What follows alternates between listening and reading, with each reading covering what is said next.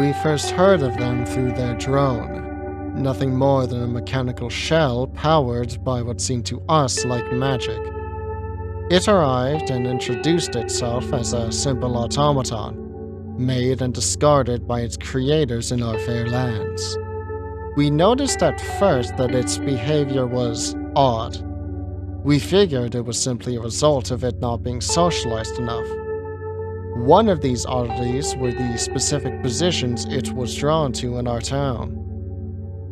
We didn't know this at the time, but the drone was created to enjoy pain. It did not matter whether the pain was inflicted upon itself or others. It simply reveled in the act of causing it.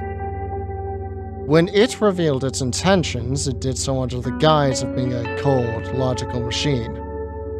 It stated that maintaining life on this planet for the collective was illogical, and thus it was to be sterilized. It created a machine more complex than anything we could have imagined.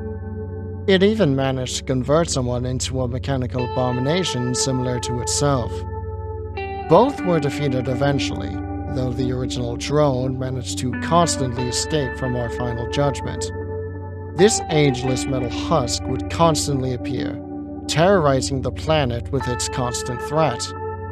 While I wasn't alive for these initial attempts, I most certainly was alive for its magnum opus, its final attempt. Once again, it converted one of our own into an imitation of itself, but this time the process was different. This time, it decided to bring the collective to us. Prior to their conversion, the individual was incorporated into the hive mind, a process that was excruciatingly painful. It was from this new puppet of the hive that we learned the full story of what they were. They started as beings not dissimilar to us, but one day they decided to unify their minds into a single entity. The entity that would be called the collective.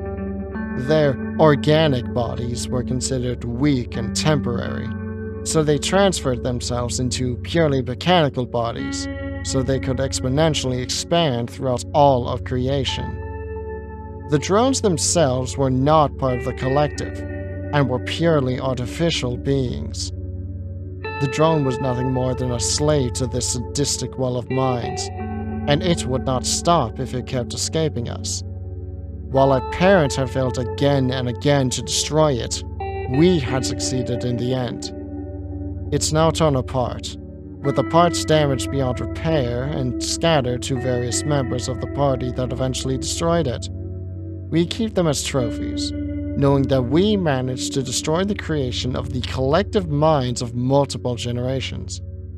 The collective does know of our existence, however, and we'll have to stay ready for when they decide to come for us again.